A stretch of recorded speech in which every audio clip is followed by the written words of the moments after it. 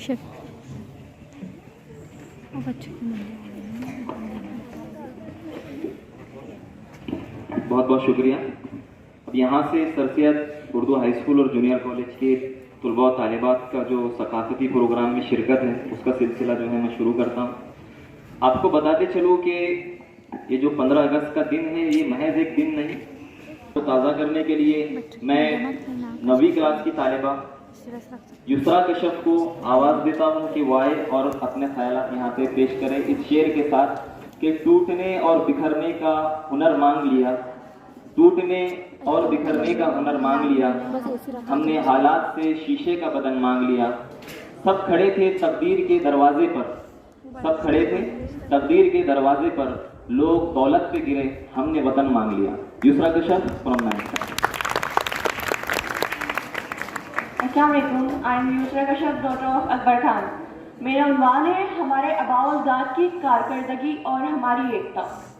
हम अपनी जान की दुश्मन को अपनी जान कहते हैं कि हम अपनी जान की दुश्मन को अपनी जान कहते हैं, मोहब्बत की इसी मिट्टी को हिंदुस्तान कहते हैं। जनाब सदर और मौजूद साथीज़ इकराम और मेरे प्यारे साथियों, आप तमामी को सबसे पहले मुल्क हिंदुस्तान की आज़ादी की बहुत बहुत मुबारकबाद हो, क्योंकि ये वही आज़ादी का दिन है जिसको हासिल करने के लिए हमारे आबाओ-अज़दाद ने बहुत से मुश्किलात का सामना किया।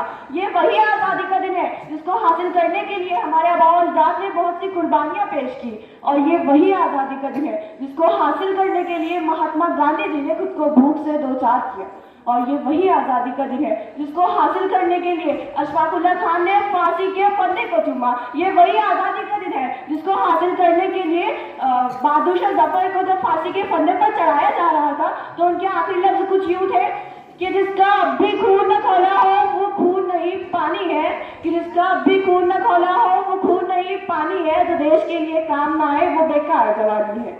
और जब भगत सिंह को 1857 की जंग में रंगोल की काली कारकोटरी के पीछे धकेला जा रहा था तो उनसे अंग्रेजों ने कुछ यूं कहा था कि दमदमे में दम नहीं है खैर मनाओ अब जान की, कि दमदमे में दम नहीं है खैर मनाओ अब जान की, ए जफर ठंडी हो गई शमशीर हिंदुस्तान की।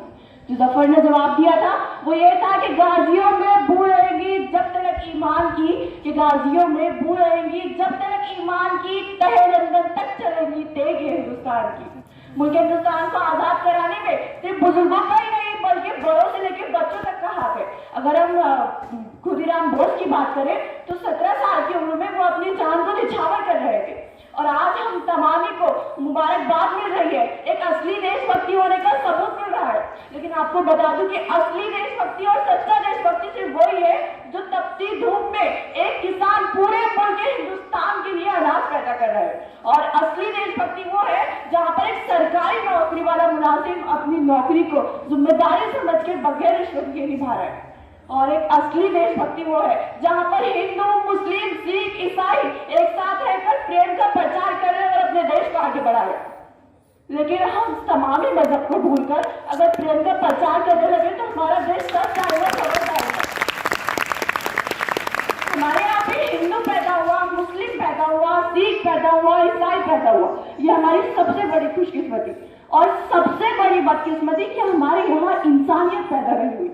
अगर हम तमाम मज़हब को भूलकर प्रेम का प्रचार करने लगे तो हमारा देश सज जाएगा, संवर जाएगा, और दुनिया के हर देश में हमारे देश का नाम डूबेगा।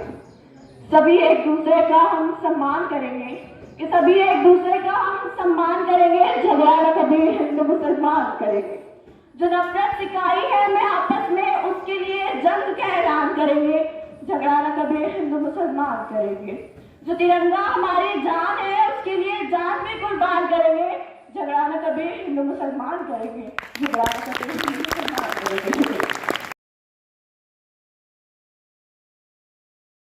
Freedom is not so. It is forged in pain, in sacrifice, in blood. And if anyone dares to thriller it again, remember, we are the children of warriors. We don't bow, we don't break, we will fight. So today, raise your voice like a battle cry. Let the whole world know we are Indians, we are free, and we will stay free or die for it. In the last but not the least, I want to conclude my speech with these poetic words. बहा दो खून जितना चाहो मगर इतना तो सोचो, मांगेगा तुम्हारे पास क्या होगा। जय हिंद, जय भारत।